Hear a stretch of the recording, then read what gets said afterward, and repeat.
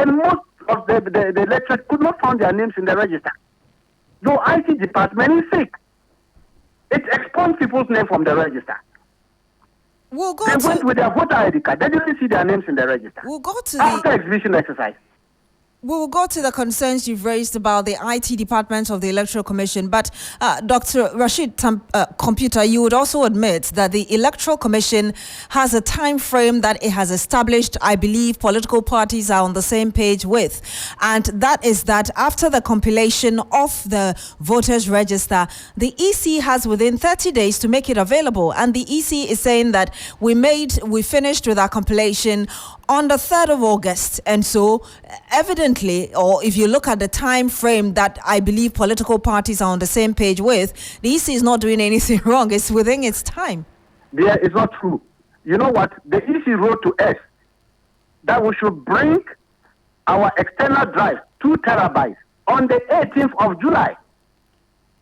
They wrote to us, we have the letter, inviting us to bring an external drive, specifically 2 terabytes, for them to load the provisional register for us. We sent the letter, we responded by sending the external drive to them. On the phone, we sent the external drive with the 2 terabytes that they were demanding. 2 weeks down the lane, they wrote back to us that was on the 8th of August, indicating that they can only give us the register on the 14th of August. Can you imagine? After taking our terabyte for 2 weeks, they came back around 8th of August with another letter, now telling us that we should bear with them. They would rather give us the register on the 14th of August, which is today. Dr. Tampiko, would you prefer getting a register that has mistakes or a register that is good enough for you to use? Did you find out from the EC why it could not provide you with those details at the time you sent them? They have not given us any cogent reasons why they are not giving a register. Because when we went for the last IPAC meeting, we did ask them again, why are you giving them a register? We have sent our terabytes up to now. They say we shouldn't worry. We are working on it within a week. We will have it. Even when we were having this mop-up exercise, I was in the field. I called one of their senior officers, and he said, yes, clearly we have issues, but we are working around the clock to give you the thing. It is not even the register alone we are asking. We are asking for the regional code books of the register. And then these people are not handing it over. They are still keeping it. Again, they are still keeping the register up to now. Today, they were supposed to give us the register. You know what they told us? They are not giving us the register until Friday again. Okay, and this time around, the last time you had a conversation with the EC, there was still no explanation aside from what you just said? Completely no explanation. They have not given a reason why they are not releasing the provisional register. In any case, the question we are asking ourselves is, what is the use of that department known as IT? You finish a register. The register is done online. The mop-up was done online. We didn't do offline thing. And yet they are still having problem over how to put it together. I think they should overhaul that their IT department. Is he a sign of impatience from the NDC, or is the same old conversation that you and I have had before on this program about lack of trust, and therefore is fueling a lot of actions of the NDC? Dear, it is not about impatience. It is about competence. If you are exhibiting incompetence, we must come out and point it out to you that your action is injuring the democracy that we are practicing. Don't forget, elections are rigged way before the event. The process is what they use to rig election, not the event. If you don't have a clean register, you don't have a clean process, what is the use of the event? That is what they are doing. And a civil society, we are calling on them, religious body, out of peace, what they call themselves, peace council. The least talk about them, the better. This thing the Electoral Commission is doing, they are quiet, they are not seeing anything wrong with that. They wait. When everything is done, then do not come running to our offices asking them for peace. Dr. Computer, I want you to hold on and listen when you give us a register, and then people's names will not be found in the register, like what happened in 2023. That is why we are doing this, because we want to have the register, also peruse it, make sure that we send it down to our branches to look at it ahead of time before you bring it out for exhibition. Because we don't want a situation you dump the thing on us. Then when we are talking about it, then everybody say, NDC is crying for. We're not crying for because we know their traits. We know their behavior. And that's why we are calling on them to quickly release the register. Doc, I want you to hold on because we spoke to Director of Training at the EC, Dr. Sribo Kweku. Listen to what he said, and then I'll come back to wrap up with you. Please hold on. For the provisional register, which they say you have delayed to, provide it to them. What do you have to say? When are you going to make it available to them? The law says that when we finish, you have about 30 days to come back, so we are within the law. We make them. We shouldn't lose out the fact that when did we finish the mop-up one? When did we finish? It was just finished on Saturday. So, are they ready for the figures without the mop-up? In that case, it is not a register. See, the issue is that me sitting here, I always believe in accuracy. I would not rush and say that give the figures to them. When there are errors, they themselves will come back and ask. We just completed the mop-up on Saturday, less than 1 week. And it's the whole country. The people who have to bring the figures. We need to vet them. They themselves were part of the adjudication. We did that 3 days ago. They were part of the adjudication just 3 days ago. And when you do the education, the law says that when you finish, you take the decision. You should go to the chairperson for her to validate it. We cannot subscribe any of the steps. We can't do that. So you heard the Director of Training at the Electoral Commission, Dr. Sribo Kweku. We do have still on the line with us Dr. Tanko Computer, Deputy Director of Elections at the Opposition NDC. Doc, you just heard him there. He's emphasizing accuracy. So what is the incompetence about working within time and also ensuring that your facts are correct? Yes, I totally disagree with my good friend, Dr. Kweku. I totally disagree. Clearly, the limited registration exercise that we're talking about, the first one, when they wrote to us, at the time they wrote to us demanding that we should bring the 2 terabytes, didn't they know that they were going to do mop-up? Were they not aware of that? They made us to bring that. We should give them that one. They will give us that register first, so that we'll look at it before they will not add the mop-up. They didn't indicate to us that we should wait until when they finish the mop-up before they give us a total register. That was not the understanding. And the letter is with us. So we're expecting that. The letter they wrote on the 18th of July, asking us to bring the terabyte, they were clear in their mind that they have the provisional register. The one he's talking about is the mop-up. In any case, when they finish the mop-up, have they announced to the world how many people they have captured on the mop-up? Was the thing not done online? When we went to by team, we went for the adjudication. We asked them this question: how come we are having multiple registration under online registration? So your system was not able to detect that somebody has registered, is coming back to register again. That's why I'm saying they have problem with their IT department. Because if you have a system that is well accustomed to the current trend, clearly, if somebody registers and come back to register, the system should be able to arrest the person that, look, my friend, you have registered already. So we wouldn't have the need to go back for adjudication again after online registration. Because that means that the system can be beaten by even ordinary persons in the street who have just gone there to register. That is the problem we are having with them. And I'm saying that if you have done registration online, which people register, it goes straight to your main database. How many minutes or how many days do you need in order to synchronize that the current one with the old one and put it together?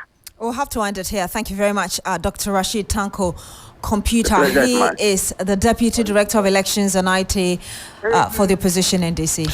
Well, let's stay a bit further on this matter because Dr. Rashid Tanko may probably want to hear from the Electoral Commission. Dr. Sribo Kweku, who is the head of the training department at the Electoral Commission, is also joining us on the telephone right now.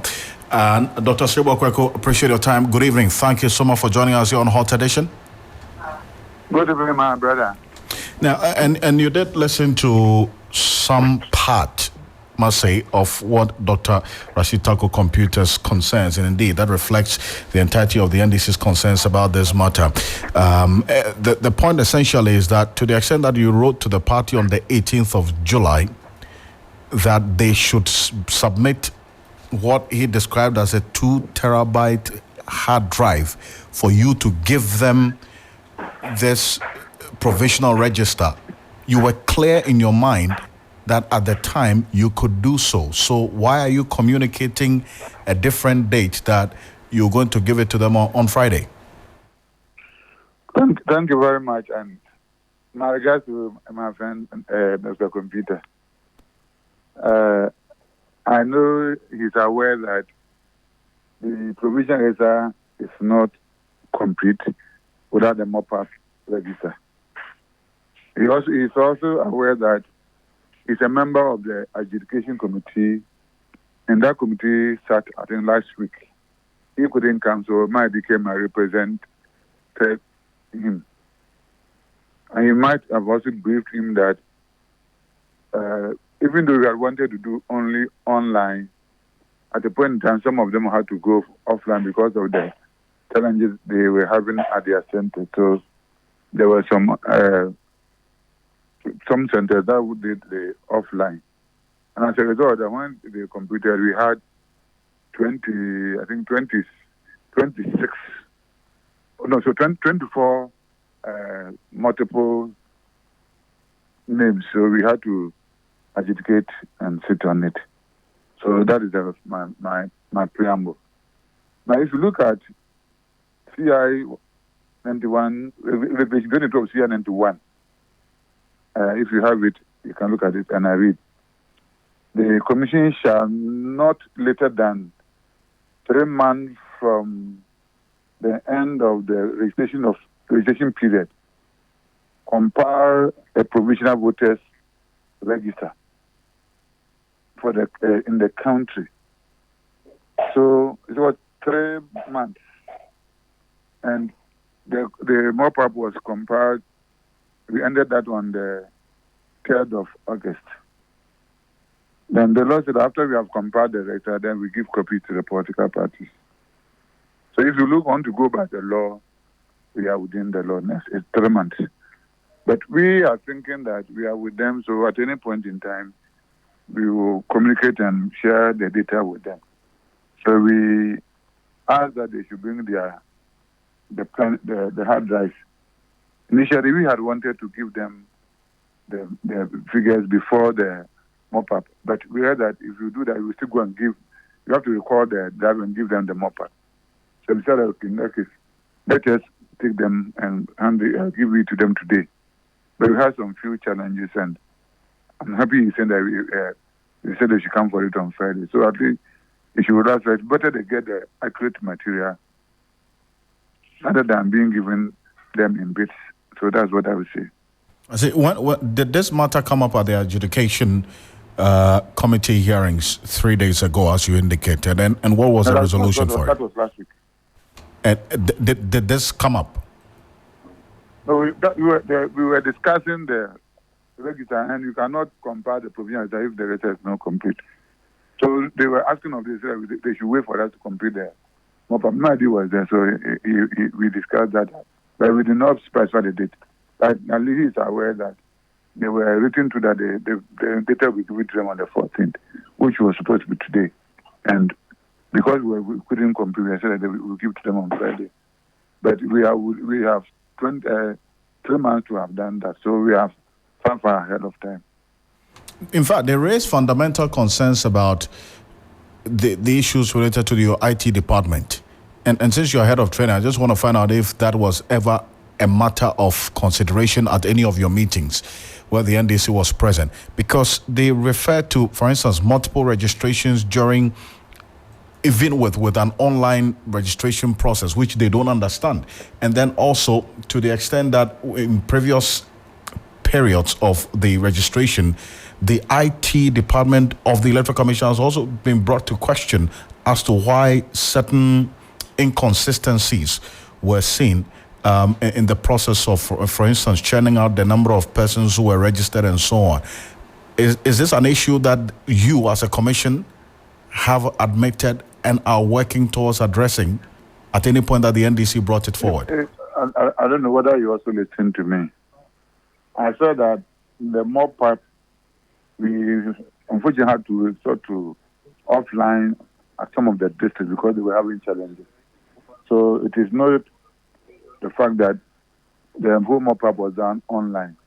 And as I said, in the course of the education, it is where Madi represented that we made it clear to Madi that we did not wholly I've already do the online, but there was some offline. So the issue of having multiple registrations when we're doing online is not a fact because there were some offline, and we had 26 of such multiple names.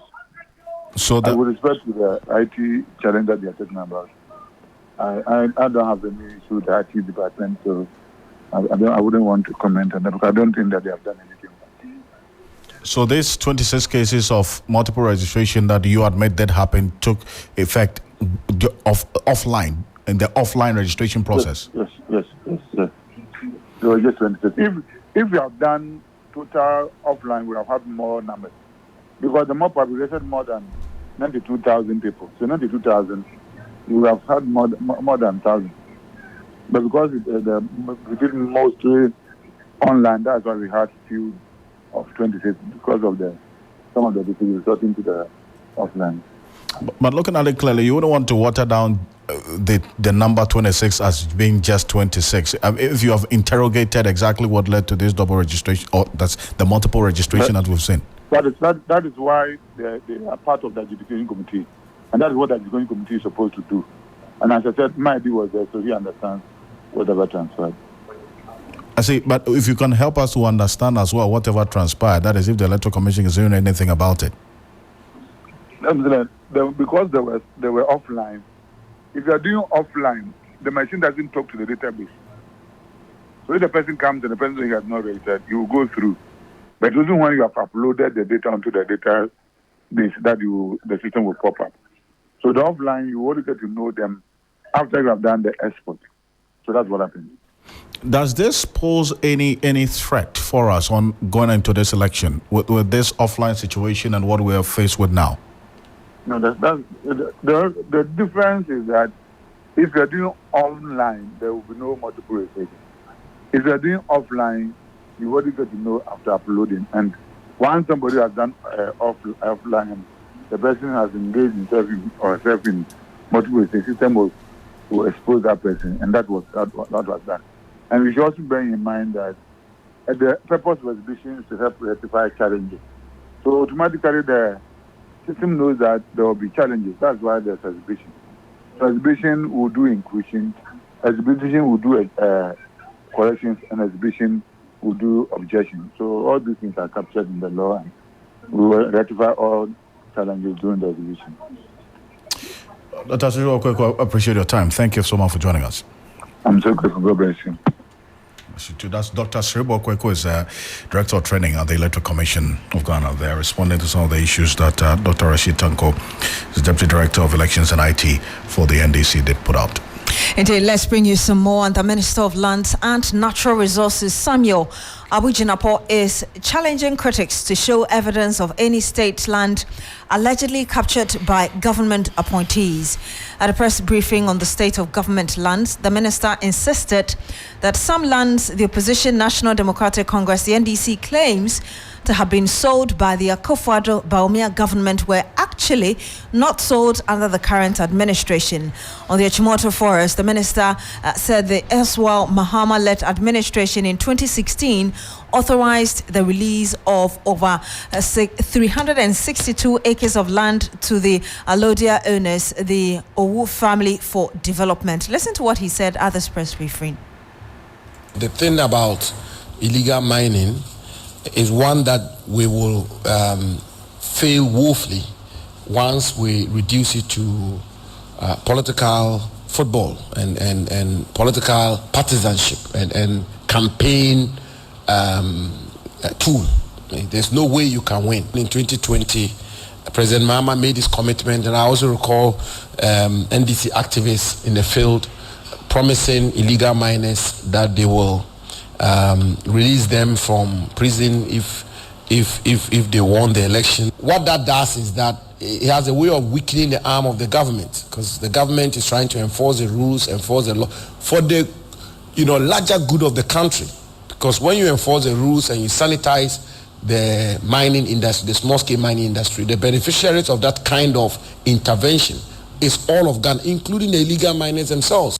The thing about illegal mining is one that we will fail woefully once we reduce it to political football and political partisanship.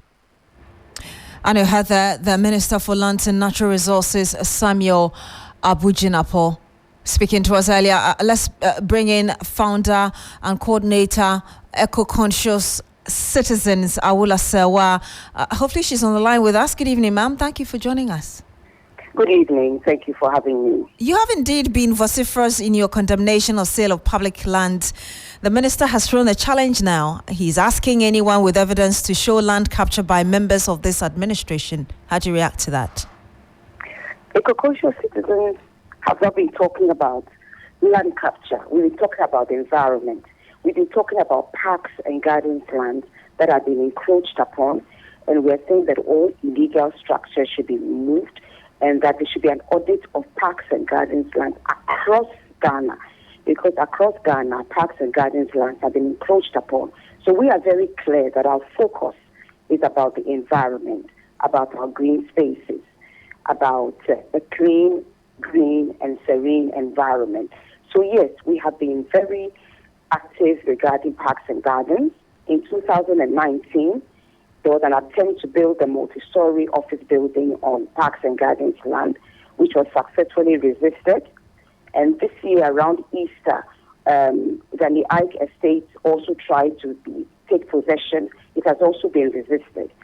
And that is where we are at. That is where we are at. But listening to the minister at this press conference, did you get a sense of assurance, as it were, from him that, listen, we are all in this together. We also want to protect lands from being destroyed or being captured by whoever to do development where there has to be the natural space? We did not get any reassurance whatsoever. The reality is that the perception and the activities of the government do not show any desire to protect the environment. With Parks and Gardens land I've talked about, there's also the declassification of portions of Achimota Forest, the lungs of Accra, the last remaining forest reserve in Accra. When you do that, there's nothing to show that you care about the environment and Ghanaians. Perversely, after passing EI 144, Parliament also passed LI 2462, which allows for mining in forest reserves, including globally significant biodiversity areas. So we can throw a lot of red herrings, but the fact of the matter is that there is no, concerted effort to protect the environment. We still want to mine in Atiwa Forest Reserve when we know that it will poison the source of water of over 5 million Ghanaians and destroy endangered species. As we speak, there's an excavator at the Draw River Forest Reserve. As we speak, the people of Atronsu are trying to protect their landscape and their Atronsu stream from community mining and encroachers. Because as far as they are concerned, community mining is another form of illegal mining because there's no monitoring going on. We have seen a rise of kidney disease and maternal deaths and deformities in Galamsey areas. What else do we need to see before we take robust steps to protect our environment? So we are not at all reassured by the press conference. You also do know, and I'm sure you've monitored, that this issue has taken a political twist, as it were. I mean, it has been for months, because when the Achimota issue came out, the opposition, NDC, also took advantage to talk about it. Now, today, the minister again said this NDC administration that is accusing government of capturing state lands for cronies, gave about 362 acres of land for development. How do you react to this seeming political? Yes, we have to be very clear that eco-conscious citizens, our party is Ghana. Both sides of the political divide are being disingenuous. But it is this current administration, not the NDC, which has declassified parts of Achimota Forest. You see, declassifying it means that it's no longer part of the forest reserve. It's no longer a green zone. So you can go and build estates in it. The NDC government should not have been giving any land out. But at least they didn't declassify anything, which meant that it is still a green zone. And what you can do with it is pretty limited. You cannot go and build apartment blocks or an office block or whatever. So although both were wrong, the difference was that we've gone a step further and gone and declassified, which means it's no longer a green zone. It's no longer governed by the laws of a green zone. So it's not the same thing, not the same thing at all. Do you expect anything to change going into the elections, especially when, for instance, yesterday we heard that there is massive illegal mining activities going on along the Konongo-Accra road, and it seems to be actually in the open space for everybody to see? You see, the fact of the matter is that there's no fight against illegal mining because highly placed persons are involved. For example, when Akunta Mining went to the Kano Mineral Forest Reserve and allegedly caused damage, what sanctions have there been? Has there been any accountability? As we speak, there's so much going on. Communities are suffering, open pits, poisoning of their water source, and nothing concrete is being done because it is this that is funding political parties. So what needs to happen is that the two or all the political parties need to issue a public communique and say that whichever one wins the election, we are stopping illegal mining. We are pausing community mining. We are going to clamp down on it. So it's not just one party. Anybody who wins, they need to come together and say that the welfare of Ghana is more important than just winning votes. As it says, they are not concerned about the welfare of Ghana. We face an existential threat. Ghanaians are being poisoned. And all some people are thinking of it breaking the eight or winning an election. This is perverse. People are dying. People on dialysis. So why are you just interested in winning elections? Winning elections for what? So we are saying that all the political parties to sign up to robustly stopping illegal mining. They know the persons involved. Tell them to stop. Get the police to investigate and have prosecutions. And when the word goes round that it doesn't matter who wins the elections, illegal mining is going to be stopped. And even the legal mining, because you see, the fact that you have a license doesn't mean you are doing the right thing. Indeed. If you have a driving license, does that mean that you drive properly all the time? Of course not. There needs to be monitoring. So that's what we are saying. That Ghanaians need to understand that we face an existential threat and hold authorities to account. You cannot poison us for the sake of, winning elections or financing a political party. Word it here. Thank you, Awula. Thank you very much. And that was Awula Sewa. She's founder, coordinator, Eco-Conscious Citizens. Thank you for speaking to us. Well, let's stay a bit further on this matter of illegal mining and matters arising. And Darryl Bosso is the director of the Arocha Ghana, that's a environmental NGO, joining us on the telephone, doing quite some work across the country with respect to the fight against illegal mining. Darryl, appreciate your time. Good evening to you. Good evening, Alfred, and good evening to your team as well. It's good to have you. We're doing well. Good to have you as always. Now, before we get into this Konongo matter, now the chief of Achim Wenchi and Osio Wahine in the Eastern Region, Dasibre, Dr. Asumedu Apia, has actually openly stated that the youth in Wenchi and its surrounding areas are unlikely to cease engaging in illegal mining, despite efforts to curb the activity. According to the Dasibre Sumedu Apia, Galamsey is the only source of employment in the Wenchi area, making it difficult to eradicate the practice. In fact, suggesting that stopping it without providing alternative livelihoods would be futile. Instead, he recommended that government introduces a more regulated community mining scheme. And this was when the vice president, the flag bearer of the NPP, Dr. Mahmoud Bawumia, paid a courtesy call on him in his palace.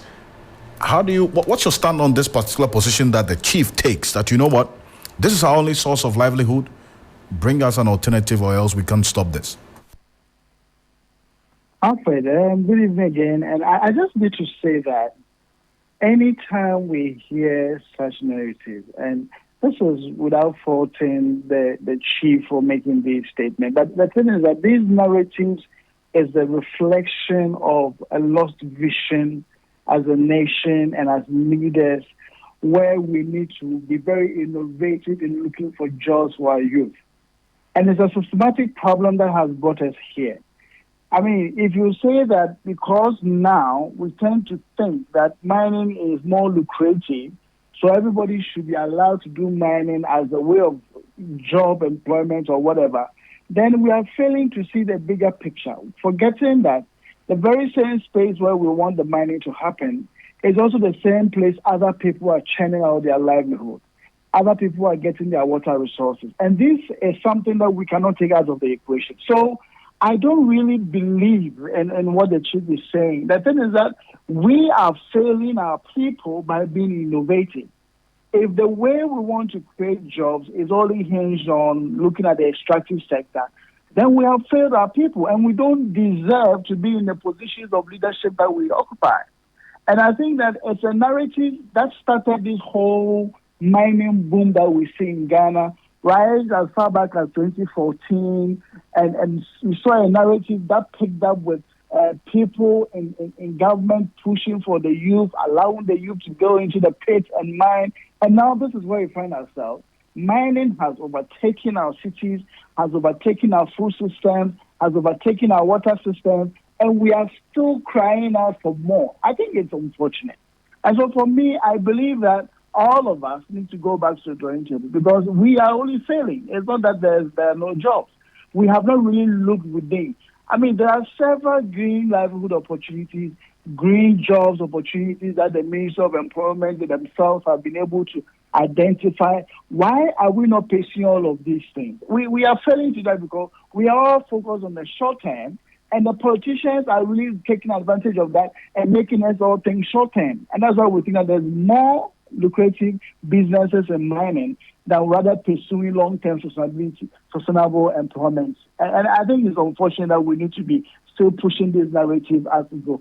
And let's not be surprised that it's possible these discussions is also being pushed strategically because anytime we see the government wanting to push community mining into an area, they always have a way of getting people who speak for them. So I think I wouldn't be surprised that this is one of those tactics to get community mining forced onto the communities and also onto those who don't even want to have it in their area. No, fair point there. But talk about this. The residents of Konongo are actually getting alarmed. That's the opposite of what we are seeing or the position that this chief takes. The residents of Konongo say that this growing activities of illegal mining in the area is quite worrying, to say the least. In fact, they are questioning government's commitment in ending the menace and are saying that despite the resources pumped in the war against illegal mining, the illegal activity is rather getting worse. It comes as miners brazenly undertake their illicit activity close to the main Konongo-Accra highway. Now, the activity, according to the Minerals Commission and Environmental Protection Agency, is illegal because no one has issued any mining license on that site. But Dawood Abbas is the Konongo area head of the Environmental Protection Agency, and he's been speaking to my colleague Ibrahim Abubakar on this development. What we can relate to it was a recent letter that we got from the Municipal Assembly that they wanted to undertake dredging. So when we got, it's only this week that we got information about the mining activities that is taking place there. So we are yet to actually go to the field. But we are mobilizing the Minerals Commission and then others because we normally go there in a team. From what we are gathering, it's not the reclamation that, the dredging exercise that we were informed. So we need to go there and then we inform the appropriate quarters if what we hear is what is going on. But for now, there's no license mining license company to undertake any mining activity in that area. So whatever is taking place there, if it is not a dredging exercise, then it is illegal. Well, so that's the EPA's verdict on this. Is that the activity going on there is illegal, no mining permit has been given. But the question is, with what we are seeing right now, and our listeners can go on our Facebook page at 3FM927, we're streaming videos of this illegal mining activity along the Konongo-Accra highway getting into the Ashanti region.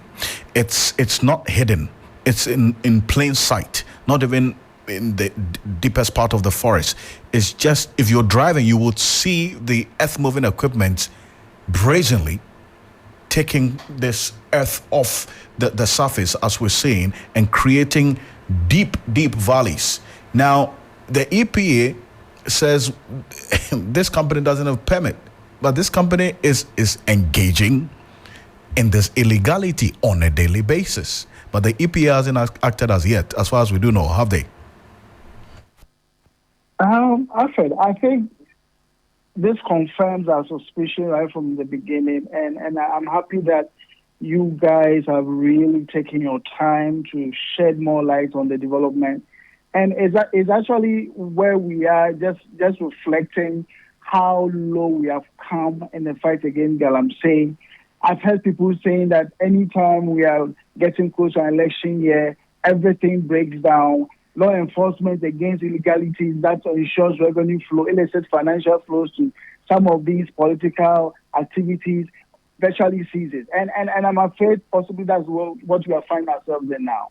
And so, just to pick up on what Awula said, I can't just imagine why the state is sitting and waiting. The evidence is out there. I mean, you sometimes hear the president say, I want to see evidence before I act. What more do you need?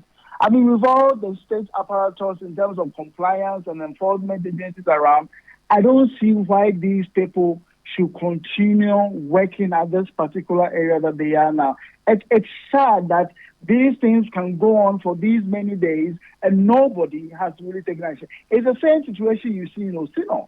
And then you get the assemblyman saying that everything is illegal. Whatever is happening in Osino, whatever is happening at the Unum, there's nothing responsible, there's nothing legal about it, and the government needs to show that they are still taking care of the citizens that were put in their care.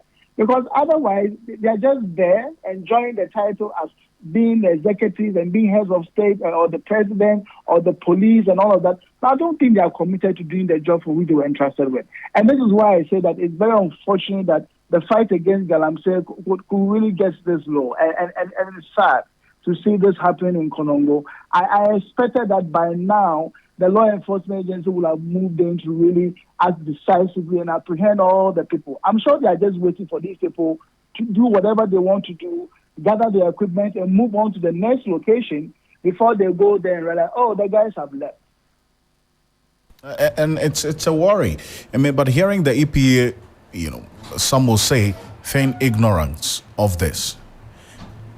And it's not as though this is happening at the blind side of even those driving. You see it when you're driving on the road. Yes. These moving equipment.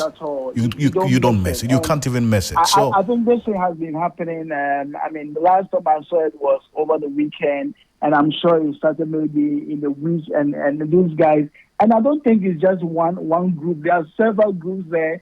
When you go down, you see that they've pitched their tents right in the middle of where they are having the operation, and not far from houses. And I think, like you said, the brazen impunity is just unbelievable. And I never thought that with the kind of commitment this government put forward and demonstrated, we could really stoop so low in really fighting galamsey. At this moment, I don't know what else we can do than really to change the leadership. It's just unfortunate because they are not really showing cause and commitment to really dealing with this issue.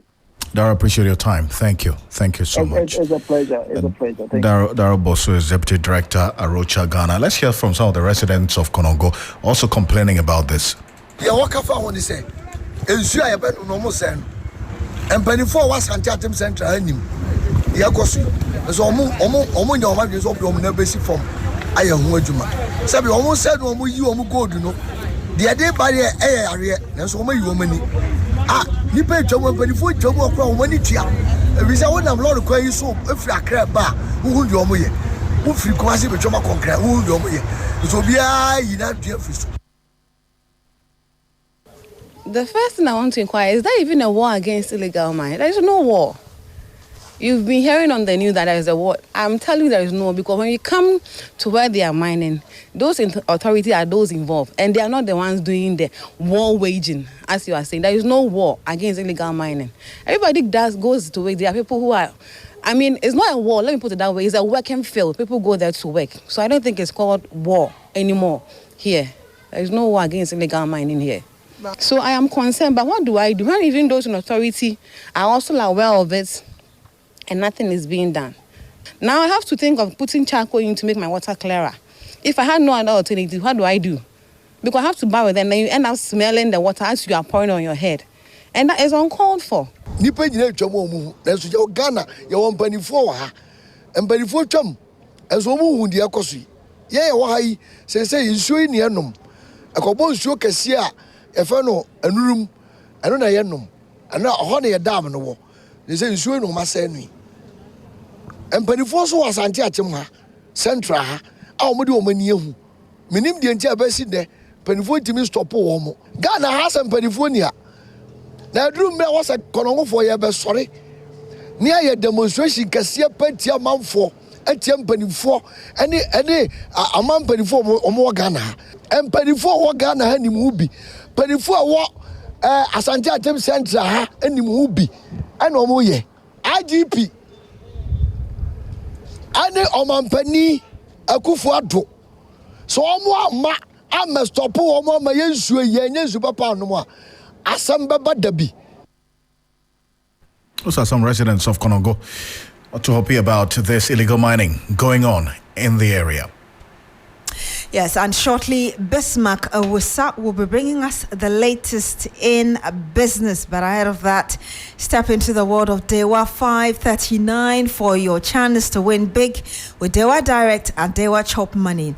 With Dewa Direct, dial *446#, pick 1 to 39, and win 20 times, 40 times, or 400 times your stake, and win cash every evening at 7 p.m. and on Sundays at 6 p.m.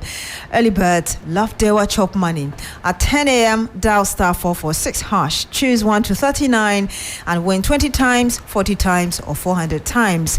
Play at dewa-nla.com or dial *446#. Need help? Call 055-6259-249 or 053-2479-879. Dewa Afa.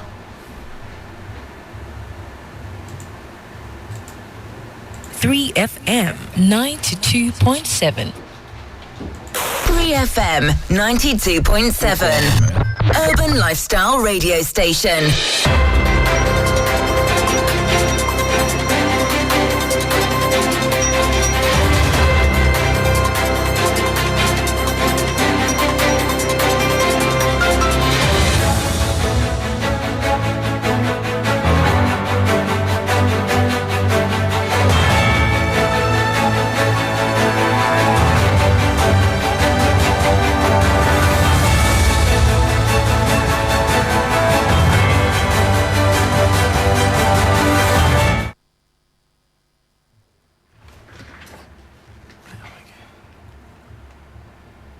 The thing about... Hello, good evening and welcome to the business segment on Hot Edition with me, Bismarck Awusa. Coming up tonight, Institute for Fiscal Studies cautions government against overconfidence despite GDP growth and declining inflation, urging prudent policies in election year. We will hear from Senior Research Fellow Dr. Said Boachi. Now to our very first story, the Institute for Fiscal Studies, IFS, has warned the government not to be too optimistic about the recent macroeconomic gains. Despite some improvements, including a 4.7% year-on-year real GDP growth rate, slowed cedi depreciation and declining inflation, the IFS believes Ghana's economy remains fragile. Speaking at the Institute's 20th policy brief, themed a review of Ghana's present fiscal performance with reference to the 2024 mid-year fiscal policy review of the government, Senior Research Fellow of IFS, Dr. Said Boachi, recommended prudent policy choices over populist decisions, especially during this election year. All the relevant macroeconomic indicators are still presently performing much below par. 3FM 92.7. The government should not, therefore, behave as if all is well. Rather, the fragile state of the economy should be made to inform its policy choices. This requires it to choose prudence over populism, even as it campaigns for power in this year's election. Thus, politicization of economic policy decisions and choices must stop. The government has to adopt more concrete revenue policies and measures to increase revenue, as its policies so far have not led to significant increase in revenue relative to GDP. The government must focus more on plugging revenue gaps by closing revenue leakages and improving collection. Thus, the government should not subject the fragile economy to more taxes. And that was Dr. Said Boachi, who is Senior Research Fellow at the Institute for Fiscal Studies, IFS. Latest data from the Ghana Statistical Service shows a slowdown in the rate of general price increases. Inflation for July was 20.9% from the 22.8% in June 2024.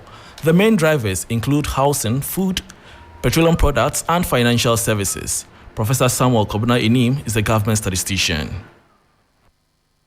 In the month of July 2024, the rate of inflation stood at 20.9%, indicating that general average prices of goods and services in Ghana went up by 20.9% between July 2023 and July 2024. While this rate of inflation indicates a 1.9 percentage point lower than the rate that was recorded in June 2024 of 22.8%, it signifies that it's only the rate of change that has slowed down over the same period last year and the same period this year.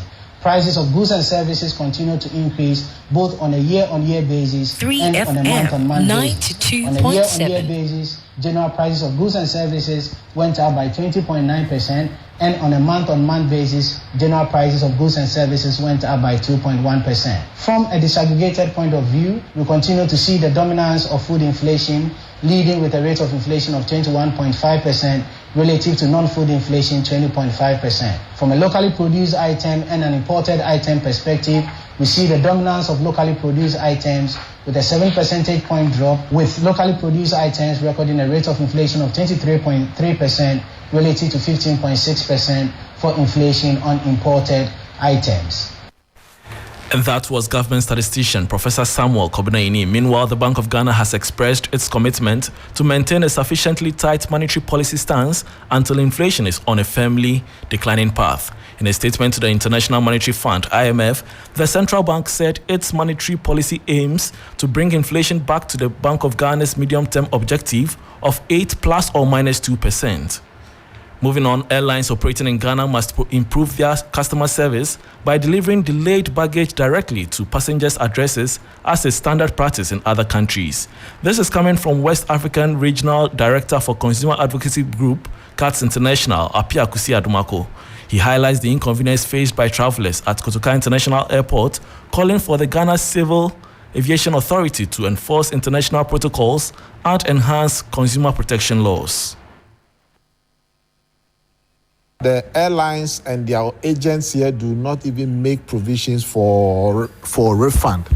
So what essentially CATS we are trying to tell the Ghana Civil Aviation and the Economic Regulation Unit is that they have to conform to the international practice and mandate airlines to deliver bags to passengers whose bags get delayed in the course of travel to their houses, so that the airline will be made accountable. Because when a passenger even runs late for a check-in for even 5 minutes, the airline will say that the check-in is closed and they have to ask you to pay a penalty and every charges that are required for you to pay.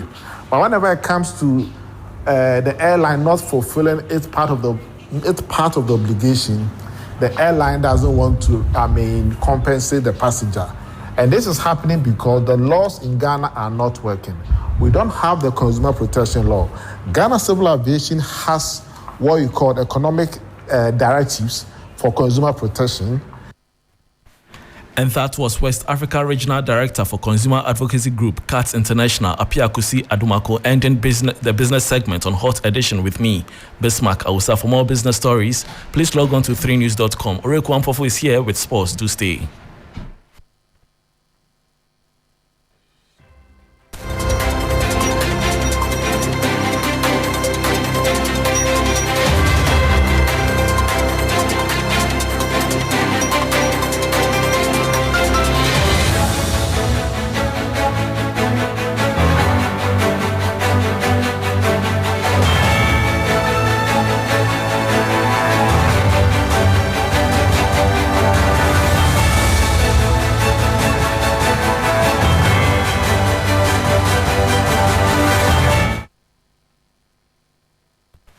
Hello, good evening, and welcome to the sports segment here on Hot Edition with me, Oreku Ampofo.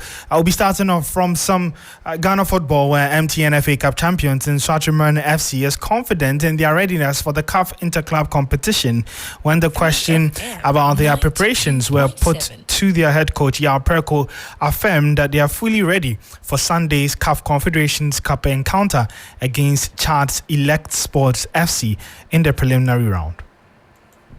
Who said who said I'm not ready for the? I don't know where they got it from. That I'm not ready for this thing.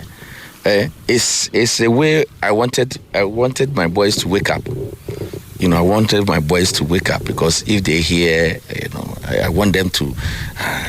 Coach is challenging us. Coach is challenging us. So come on, guys, we have to show coach that we are ready.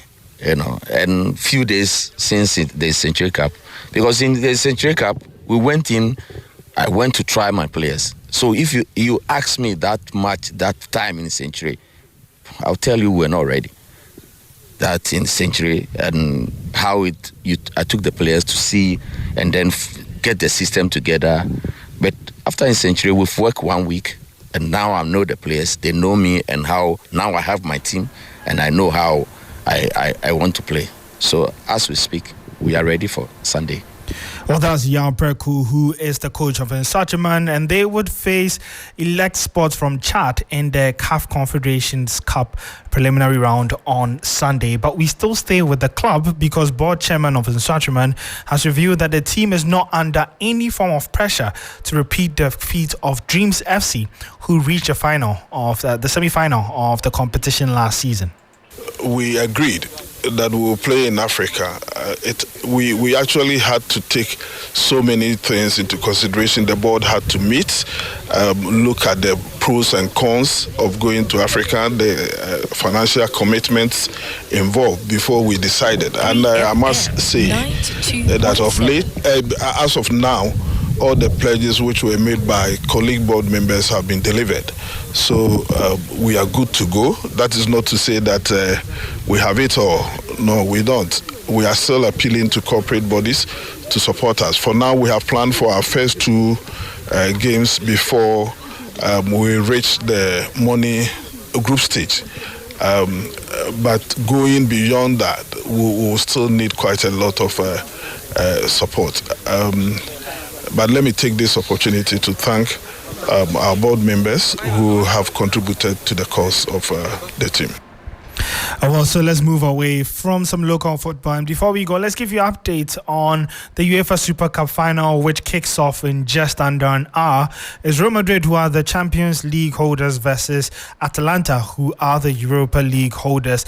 The big news is that Kylian Mbappe, who finally joined Real Madrid this summer, starts for the club in this final. Now, he is joined by Vinicius Jr. and Rodrigo up front. It's a midfield trio of Bellingham, Tchouaméni and Valverde. Camavinga misses out due to an injury picked up in training yesterday. Carvajal, Militao, Rudiger and Mendy make the back four as Thibaut Courtois retains his place in goal. For Atalanta, is Musso in goal, Djimichi, Hien, Kolasinac. For the back three is a midfield four of Zappacosta, De Roon, Edison and Rugari. Pasalic plays behind Lukman, who scored the hat-trick in the final in the Europa League against Bayer Leverkusen, and De Ketteler, who replaces the injured Skamaka. That's how we wrap up the sports here on Hot Edition. You can get more updates on this game and more sports stories on our social media handles at 3sportsgh. My name is Oreku Ampofo. 3FM 92.7.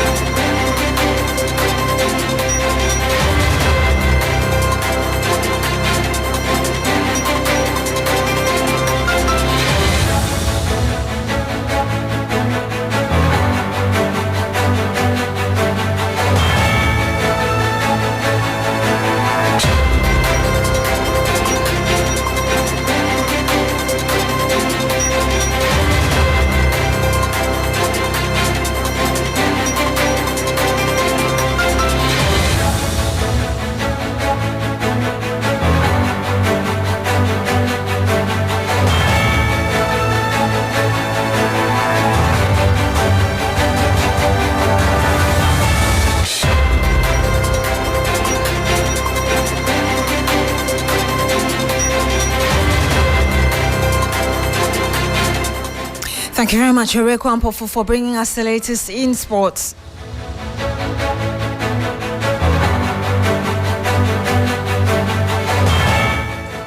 Start off from the camp of the opposition NDC, and days after announcing the intention of the next National Democratic Congress government to implement a policy where first-year tertiary university students will not pay academic user fees, the flag bearer of the opposition party has provided some more clarity. John Mahama, on a tour of the Volta region whilst addressing students at the Ho Technical University, assured that no academic fees for level 100 student initiative will not affect the government subventions to the universities.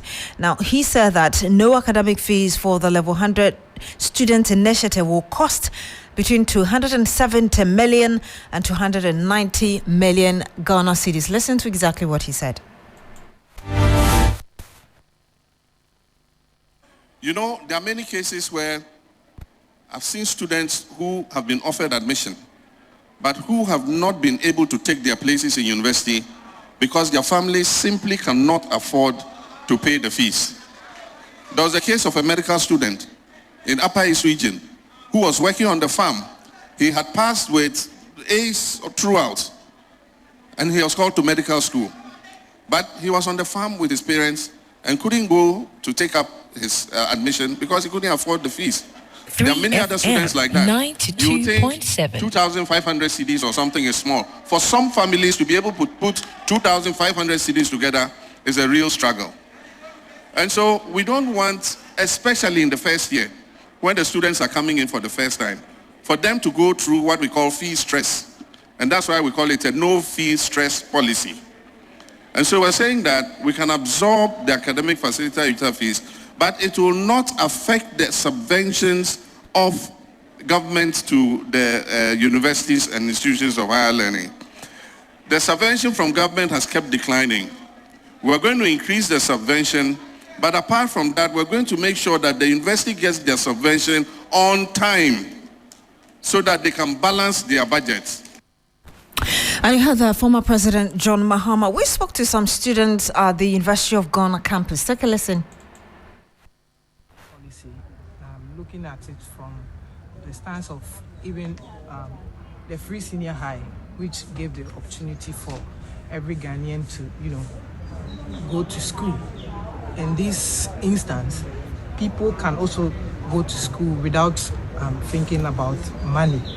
Most especially, you see that a lot of people really don't have the means, but they were given the opportunities. I think the same criteria should be applied here, and then have people enrolled in the various institutions without problems.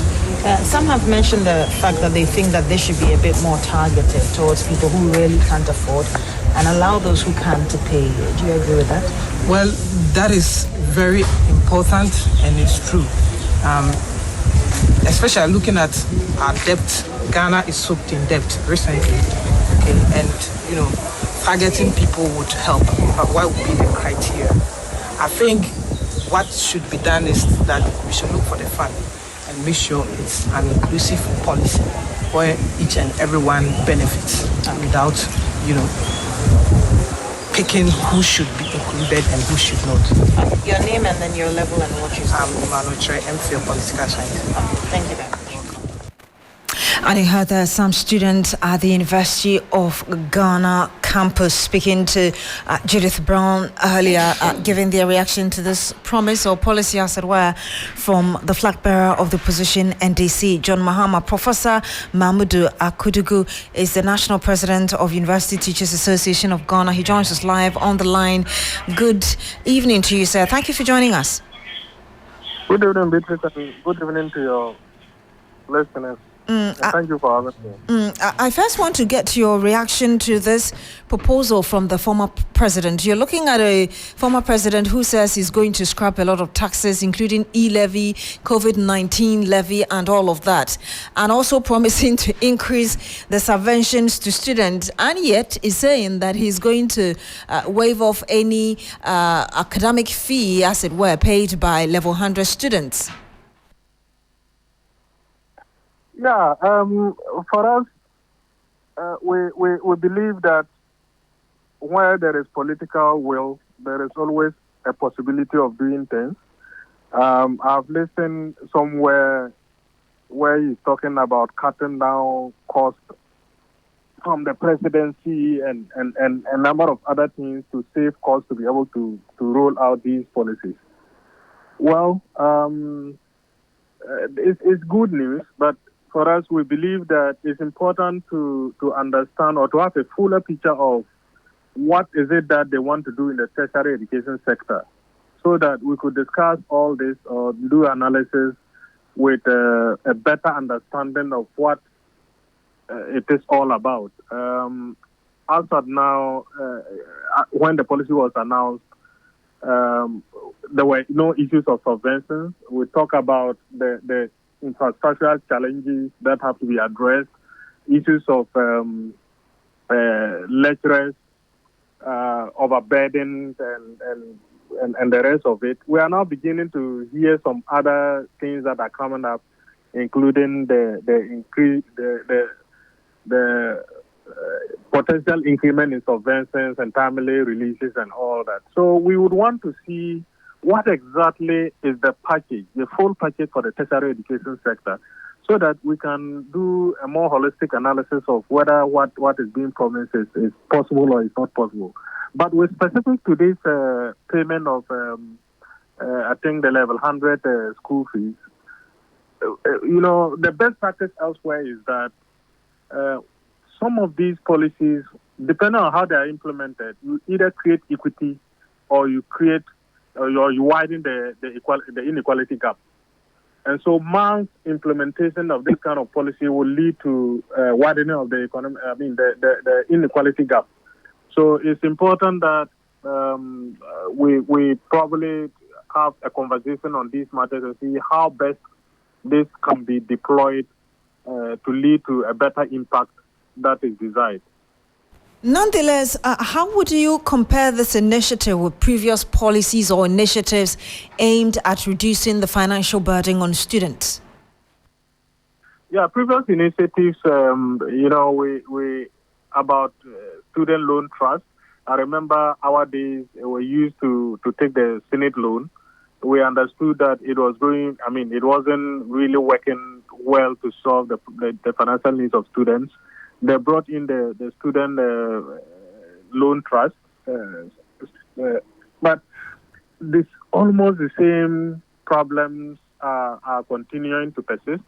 The amounts are inadequate, and they are not released in timely basis and all that. So again, that is why we think that there is a need to have a more holistic conversation on this matter, matters of intervention in the tertiary education space. So that we can, get the right impact. And, there's Get On Scholarship. I understand that was also promised or implemented, scholarship for tertiary education. You don't seem convinced at all. Is there a subtle feeling that, this is a political season, less than 5 months to the general election, anybody can promise anything? Well, as I said, anybody can promise anything, but we would need to interrogate the possibilities of this. And because of that, UTAC has extended an invitation to the flag bearers that want to engage them and have deeper conversations on what is it that they want to do in the tertiary education sector, so that we can together, make inputs as to how best to get what they want to do work for the best interest of the country and for the tertiary education space. This is important because, yes, as this policy has come up, what our view is in making comments on this matter is how to improve whatever that the political power or the power duty bearers want to do. Yes, we want to do free, tuition, academic fee free for first year students. How do we do that in the best possible manner to make it more equitable and make it more efficient? And we believe that in other jurisdictions, some of these interventions are passed through the universities as bursaries, as scholarships. In fact, there are people who will need full bursaries. There are people who need partial waivers. There are people who don't need anything at all. How do we target and make sure that people who need partial waivers are the people who are getting the partial waivers, people who don't need anything at all are not given anything at all, and people who need full scholarships are given the scholarships. And so for us, that is why we think that we need to have further engagement regarding the implementation modalities of whatever that is being proposed, and so that we can all work together to be able to get the right things done in the event that they get the power by the Ghanaians give them the power to rule the country, so that we can get things done. MPP, I'm sure, are also coming up, and they will have their own things. We want to engage them and have conversation on how do we better tailor what you are proposing to do to meet the needs of the tertiary education space. So that in the event that Ghanaians decide that you are the one to rule us, then we can work with you to get it done. Better particulars he's asking for, but thank you very much, Professor Mahmoudou Akudugu. He's the National President of University Teachers Association of Ghana. Thank you for speaking to us, Prof. And it's live here on Hot Edition. This is your Election Command Center.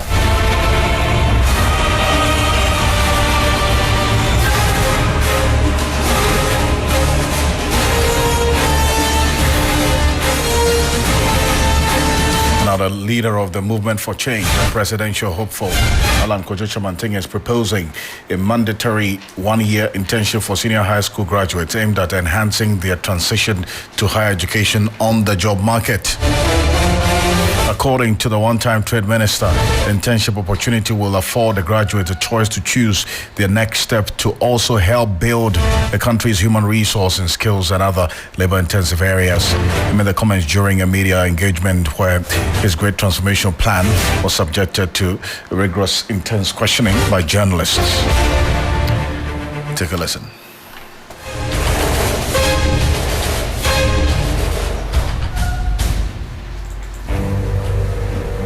The constitutional reform will make sure that we remove that limitation of the president that requires him to appoint half of his cabinet from parliament.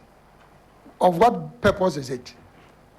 That particular provision in our laws even reduces the substance of our checks and balances as a country. Because if half of your ministers are in parliament, then can parliament be truly an oversight body? No. It can't. You don't even have the time to do two things: serving as a member of the executive and also doing your work as all these things. We are aware of them. Why is it that we have allowed it to persist? But obviously, you have to come into power before you have the capacity to undertake the reforms. So what is going to happen? All that this GTP is saying is that, yes, we will abide by the Constitution until it is changed. But it only means that the ministers will be appointed, half of the ministers will be appointed from those in parliament, from those who are independent candidates. He made a very important inquiry as to whether we are interested in promoting some independent candidates. Yes, we are.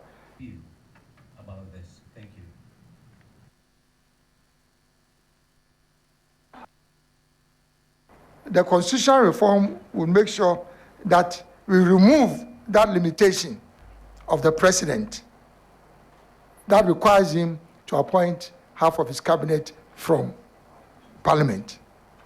Of what purpose is it?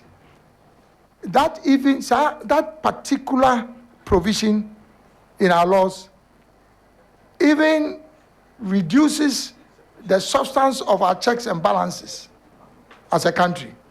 Because if half of your ministers are in parliament, then can parliament be truly an oversight body?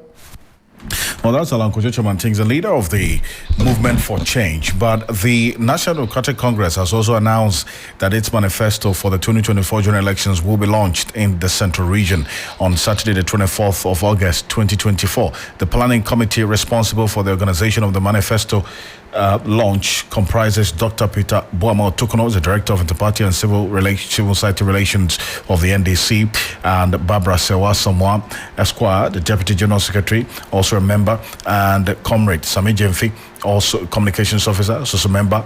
Comrade Elikem Kotoko, the Deputy National Organizer of the party, is also a member, Ludwig Kloje, Nanoye Bampo, and also Mrs. Beatrice Anan, also Deputy Spokesperson for the John Mahama campaign, Elvis Efriankra, former Sports Minister, and Dr. Bernadette Hoffman, who's also a member. And the venue, time, and other details, according to this statement we have signed by Fifi Avikwete, will be announced by the planning committee in due course. So that's what's happening now. We do know that the NPP as well is launching its manifesto in the Western region on the 18th. It's just 4 days away from today. And we here on your Election Command Center will bring you everything you need to know on that campaign launch day. Back to back on this issue. But let's return to our first issue about the Electoral Commission and the allegations from the opposition NDC that the EC is deliberately denying the party of the Provisional Voters Register. We're joined by Professor Ali Dissedu. He's the head of the Political Science Department at the University of Ghana. Good evening to you, Prof. Thank you for joining us. Good evening to you, Beatrice, and good evening to your listeners. We've had a conversation, for instance, with the Deputy Director of Elections and IT for the NDC, Dr. Tanko Computer. We also had the Electoral Commission, the Director in charge of training, speaking to us as well. EC says we have 30 days to submit this, and also is making the point of accuracy over rushing to give out information that you will be the same person coming back to criticize it for. NDC thinks that no, the EC is being deliberate. And the question here is, how do we deal with these trust issues? Because the NDC keeps repeating that we know the character of these EC people. If we don't put pressure on them, they will not do what is right. Thank you so much. I think the electoral laws have timelines.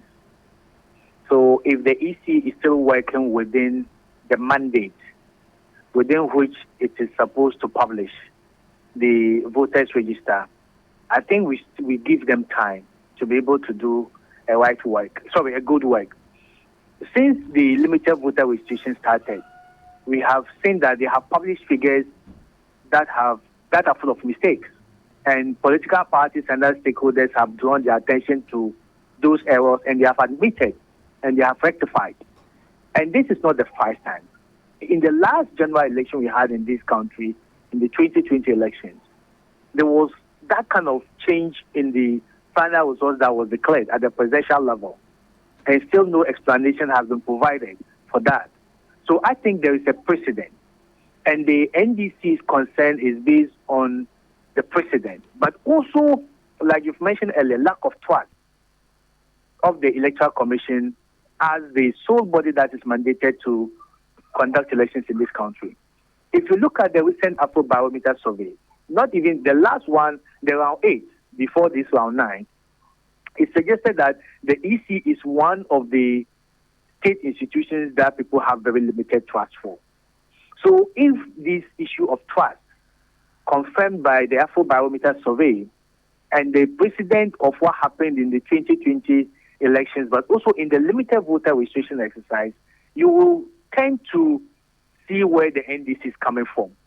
But I still think that if the EC is working within their constitutional mandated period to release the provisional voter register, I would rather the NDC give them time to be able to work within this time to clear those errors and to present a data that is very accepted by both parties and credible. If you force them and they work when they are still working within the time frame, it's good we give them time. If we push them to release the voters register quickly, they may make mistakes and will be the same people to accuse them. But I also think moving forward, the EC has to do a lot of work to redeem its image in terms of what? Trust, especially with the opposition NDC.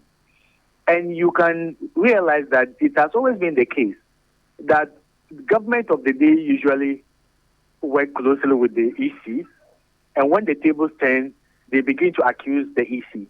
So whichever way it is, there is a trust issue, especially between the EC and then the opposition political party, NDC.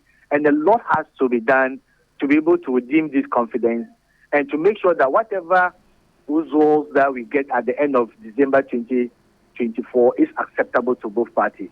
Prof, you've just addressed both sides. Wonderful. Electoral Commission, NDC.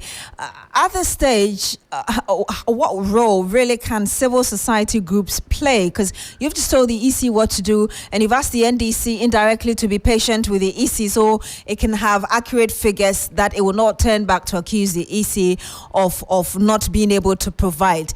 At this critical stage, what can civil society groups, what role can they play to help deepen the trust beyond what you said the EC should also do?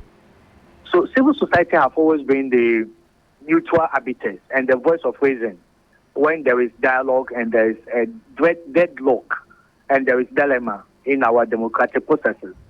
So I think there's an element of trust that the NDC as a political party has for civil society, and the same way the EC towards civil society. So I think in cases like this, they will have to step in, they will have to make sure cool heads prevail. They can convey series of meetings, dialogue series, to be able to see how best there could be a compromise between all the electoral stakeholders, including the opposition NDC and the Electoral Commission. And they will have to go back to history. What have they done right? What have they done wrong? And what can be done to mitigate the harm of the past, but also to make sure that we don't repeat it? So I think civil society can step in and play a lot of role in this particular enterprise.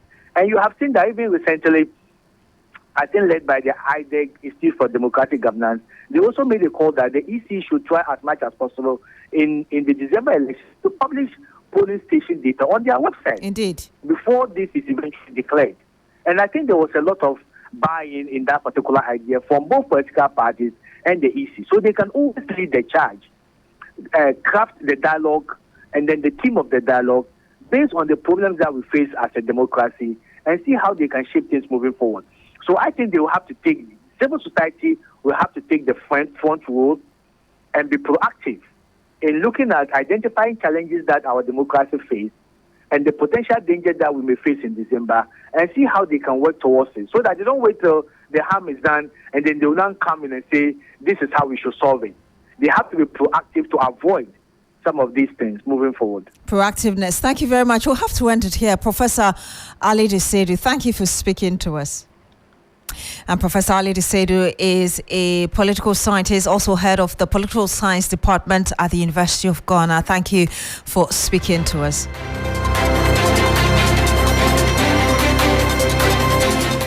And that's it for Hot Edition here on Shri FM 92.7. My name is Beatrice. Thank you very much for joining us today. I did this with Alfred Ocansey. Log on to shrinews.com for more news. Have a good evening and do enjoy the rest of our programs.